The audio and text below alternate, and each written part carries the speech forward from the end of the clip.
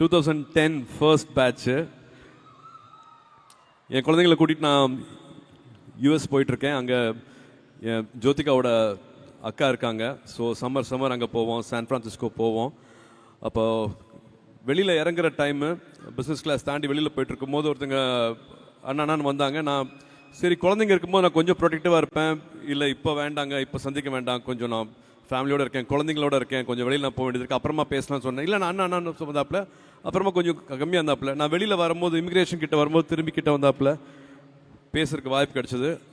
அண்ணா நான் 2010 first batch யோகி அண்ணா அப்படின்னாப்புல. என்ன யோகி அப்படின்னு, என்ன இங்கன்னா? ஆமாம், நான் இங்கே ஒரு கன்சல்டன்சிக்காக வந்திருக்கேன், கூப்பிட்ருக்காங்க. அப்படியே நான் தெரியவே இல்லைப்பா, சாரி அடையாளம் தெரியல, நான் பசங்களோட இருந்ததுனால வந்து அடையாளம் தெரியல, வாங்க நான் 2 கார் இருக்குது உங்களை ட்ராப் பண்ணிடுறேன். இல்லை நான் பரவாயில்ல, நான் எனக்கு ஒரு லிமோசின் வெயிட் பண்ணுதுண்ணா, நான் அதில் போயிடுவேண்ணா அப்படின்னாப்புல. ஸோ அதுதான் மாற்றம். 2010 பேட்சில் வந்து சொன்னது வந்து அவ்வளோ சந்தோஷமாக இருந்தது. குழந்தைங்களுக்கு ஜோக்கெலாம் அறிமுகப்படுத்தினேன்.